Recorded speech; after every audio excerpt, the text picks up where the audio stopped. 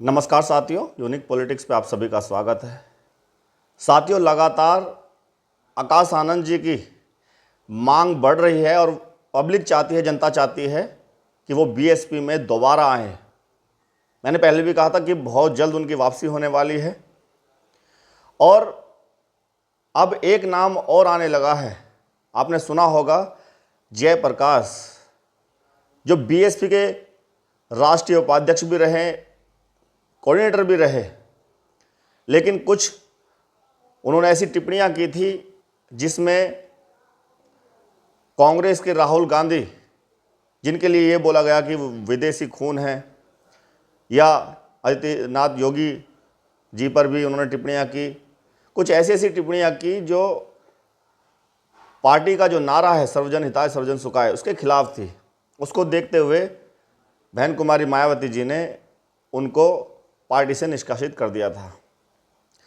लेकिन जिस तरह से दूसरे लोगों को पार्टी से निष्कासित किया गया और जो स्वार्थी लोग थे उन्होंने या तो कोई पार्टी ज्वाइन कर ली या अपना संगठन बना लिया, जयप्रकाश ने ऐसा नहीं किया और वो लगातार बीएसपी को आगे बढ़ाने के लिए या बीएसपी के लिए ही काम करते रहे।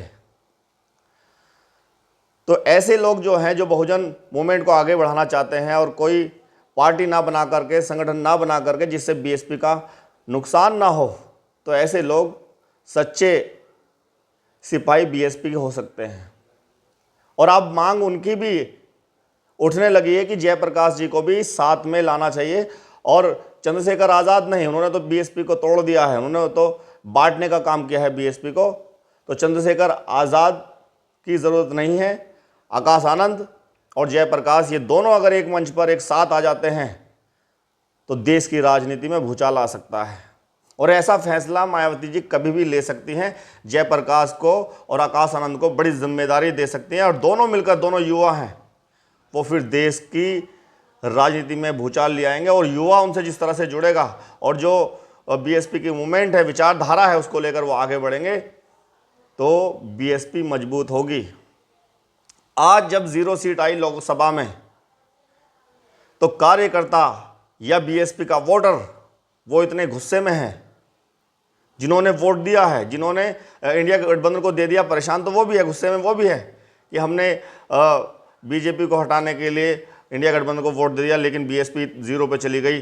गुस्सा उन्हें भी आ रहा है और वो अब मुझे नहीं लगता कि दोबारा इंडिया गठबंधन के साथ जाने वाले हैं। अब जो वो वोटर है जो बहुत ज़्यादा गुस्से में है, वो चाहता है कि दोबारा से ग्राउंड लेवल पर काम किया जाए और आकाश आनंद जी को दोबारा मैदान में लाया जाए और जयप्रकाश जी को भी साथ में लाया जाए। तो बहुत जल्द वापसी हो सकती है आकाश आनंद जी की और जयप्रकाश जी की भी।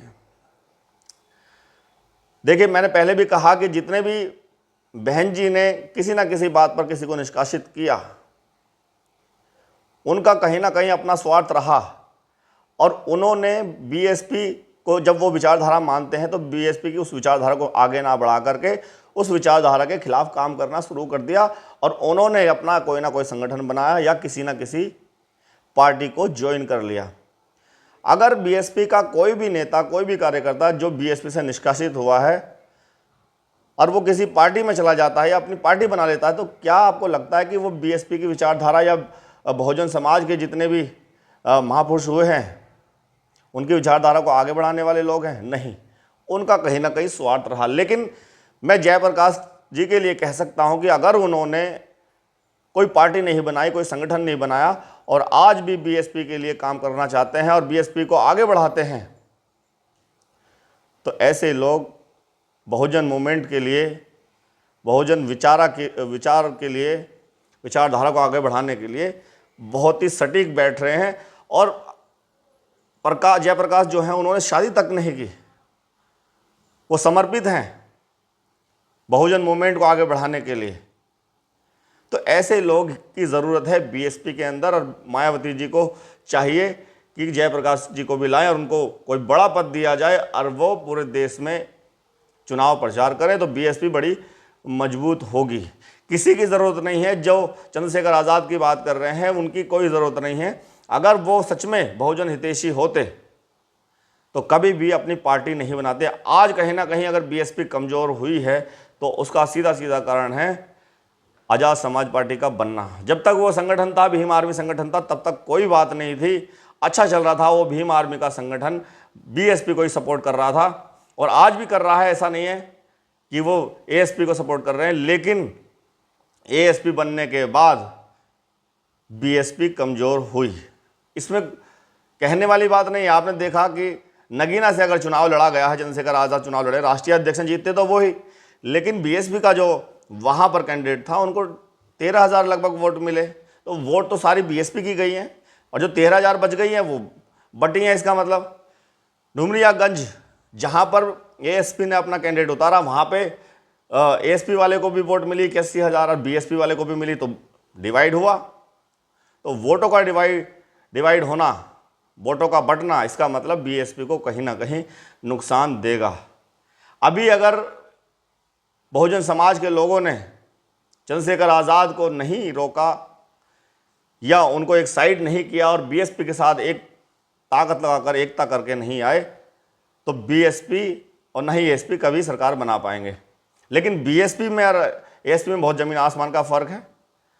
लोग मात्र ज़ीरो बता रहे हैं कि चंद्रशेखर बीएसपी मायावती जी के सामने ज़ीरो हैं, और बीएसपी जब बनी है 1984 से आज तक 2012 तक तो मायावती जी खुद 4 बार मुख्यमंत्री बनी है, और उससे पिछड़ी जाति के लोग भी, अपर कास्ट के लोग भी कुछ, और मुस्लिम समाज के लोग भी, शेड्यूल कास्ट के लोग तो रहते ही हैं, तो सब जुड़े हुए हैं। तो बीएसपी मजबूत होगी।